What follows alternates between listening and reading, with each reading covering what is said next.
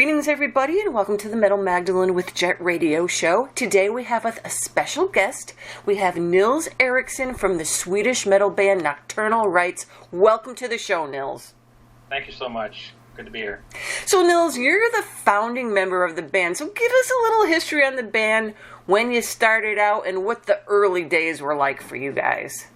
Oh my God. Well, I was called myself the founding member. Actually, Frederick formed the band in 1990, and I joined in 1991.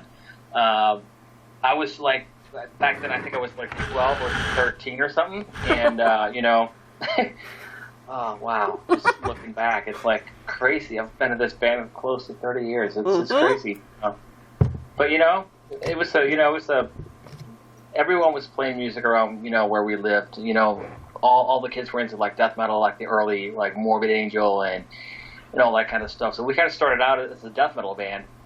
Although Frederick and I grew up listening to all the classic like bands like Iron Maiden and Kiss and Judas Priest and all that stuff. So I think I started to play death metal was more like the fact that everyone else was doing it. So, but as time went on, we sort of started incorporating bits and pieces from like different kinds of influences, and suddenly we realized somewhere around maybe like 93 or something that we were like a traditional metal band with weird vocals. So we said we just we need to get a proper vocalist, and from there we sort of became the Nocturnal Rites we are today, sort of.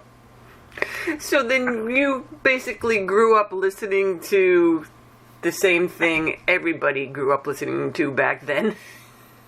Pretty much, yeah. But the whole sort of like death metal wave sort of happened, like late 80s, early 90s, at least in Sweden, like Entombed and all those bands came out, and it was like a big thing. So a lot of kids actually were into death metal, so, Were you into death metal, though, or did you just, Well, to some extent, yeah. I still like it. Mm-hmm. I still listen to, some of the bands from back then.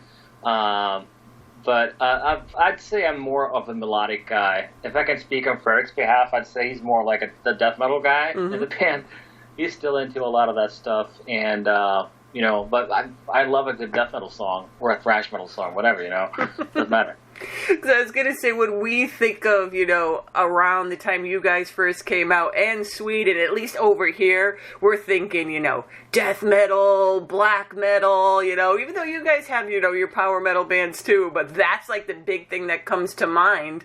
So, well, I'm glad you took this route anyways, because you guys are great. And like I said, here we are today. The band is about to release its 9th album, the first release in 10 years following the 2007 release of The Eighth Son. So what happened in between this 10-year period, Nils, and why did you decide now was a good time to release Phoenix? Oh, wow. Well, I think everything and nothing really happened during these 10 years. Because, the thing is, we've sort of made albums back to back since like '95 when our first record came out, and we've made a record. We toured and we came back and we started writing the new record like right away. And we made like a long-term plan for when to record and when to have the record out, and so that sort of cycle is always it's been with us since when we started releasing records. And around the time of when we stopped touring for The Eighth Sin, I was having my second kid, and Frederick was having his first kid, and we sort of said that let's not make any like long-term kind of plans, and let's not start writing the new album right now, or at least let's not decide on when to finish it, and time just sort of swished by, and all of a sudden a couple of years had gone by, and our guitarist left the band also.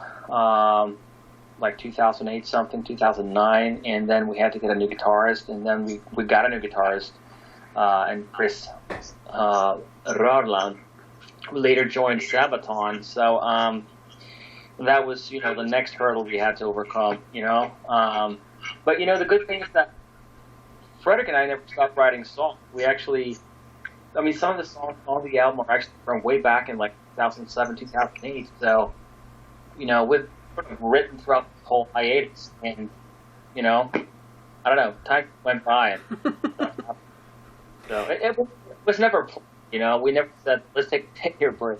It just happened. So you guys had these songs kind of built up, but did you write like some new ones for the album too, or did you just pick and choose from all this stuff you wrote over the past 10 years? Well, I mean, we've sort of always, written records as opposed to writing songs. I know a lot of bands, they write like, 70 songs and they go back and they pick 10 out of the bunch and that's the record, But we've always sort of written around, like, I wouldn't say a concept, but we've always sort of focused on each song and sort of let the album, come to life and sort of, look at each song as part of the bigger picture. So, we've worked on the record for the past 10 years. We haven't sort of written a bunch of songs and just picked songs out of that bunch. So, yeah. Okay, so then let's talk a little bit about the album now. How does the album title now, Phoenix, relate to the album? And then tell us a little bit about the cover and the cover artist as well. Well, I mean, we wanted, titles and covers have always been the hardest thing for us for every record. I mean, writing a record, that's one thing, and coming up with everything around a record, that's one thing. But when you've done everything and you've recorded and you're mixing, and you start thinking about the cover and the title, that's always been a problem for us. And same thing this time around, But I was just sitting around one night and thinking about the whole thing, and we wanted a title that sort of said something about rising out of the ashes and whatnot, and I just it just landed on me, and Phoenix, that's a really fitting title for a band that has been gone for 10 years. And when I looked at the the letters, I also realized that, the last two letters, the IX, it's obviously the Roman number for 9. This being our 9th album, so sort of had two variables to it.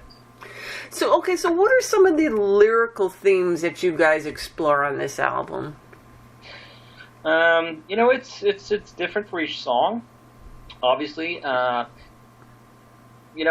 always just, when I write lyrics, usually we record some really crappy vocals with me behind the mic just to try out ideas, and when doing that, we just, scribble down words and phrases and whatnot, and some of those sort of stick and they feel right, and then I use some of those to sort of get a starting point, and then let sort of the song dictate what it should be about. I just go with the flow, really.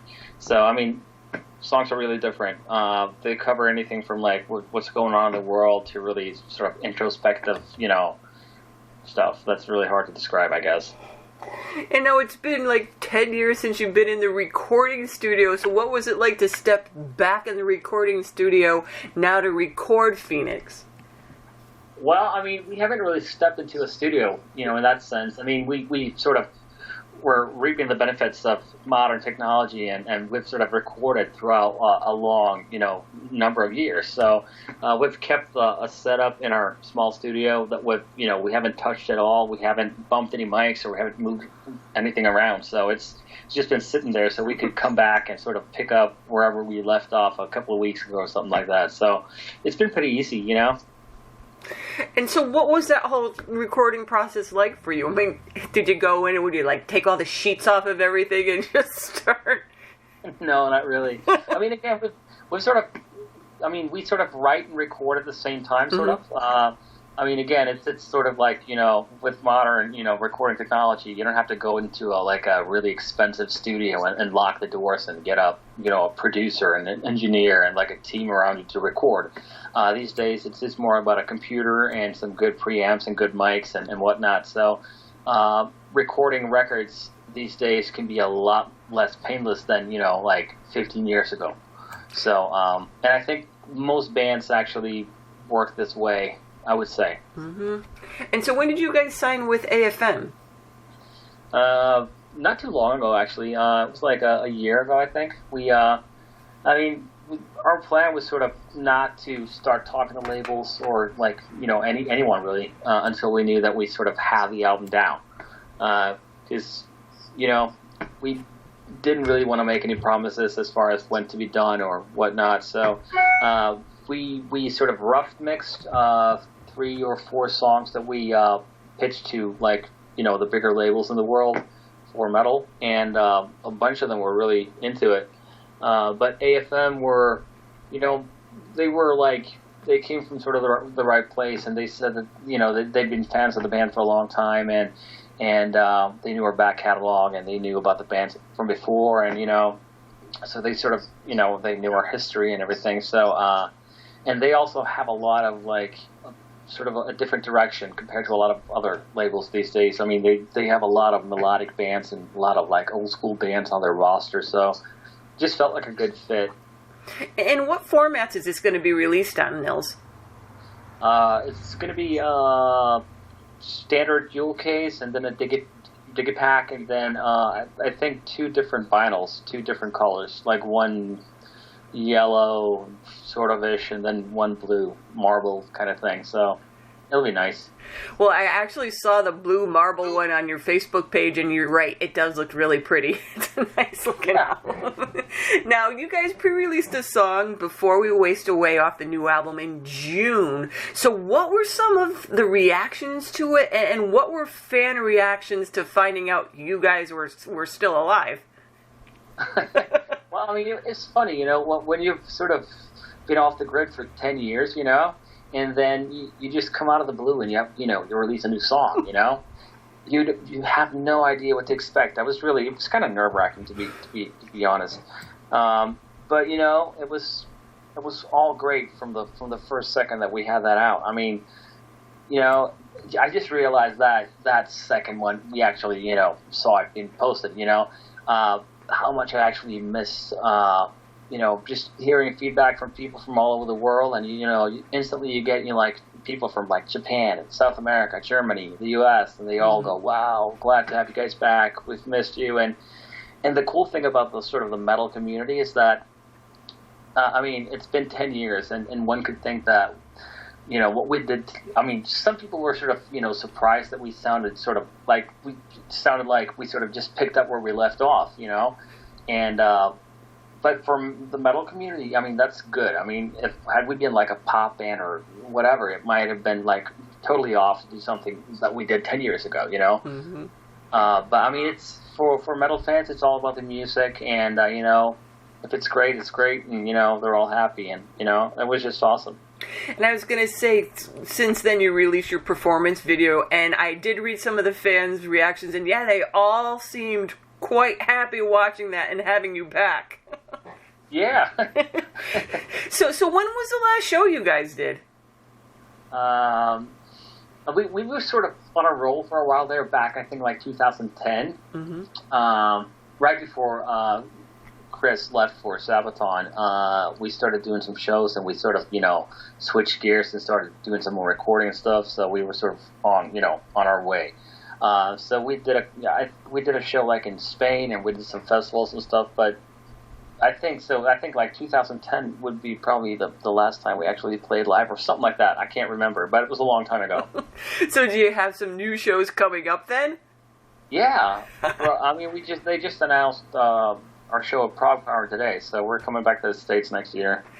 Oh my God, so are you excited for that? I mean, it's been a long time. You're an adult now. Oh, yeah. I'm a senior citizen almost. Yeah, well, yeah, I'm really excited to take this record to the stage, and I speak on behalf of the whole band. We're all really psyched to get back out on the road, and we have a bunch of plans, a bunch of festivals in the works, and I think we're gonna have a lot of fun with this record. So it's just gonna be great. And Nils, what are some of the best websites that people could go to then to find out what shows you're playing and what's going on with the band? I would say the Facebook page. I think that's where it's at. All right, so there you guys have it. Phoenix, the new album from Nocturnal Rites, out on AFM Records, and you can learn more about what is going on with the band at their Facebook page. And Nils, thank you so much for coming on the show, and best of luck with the band and the release of the new album. Thank you so much.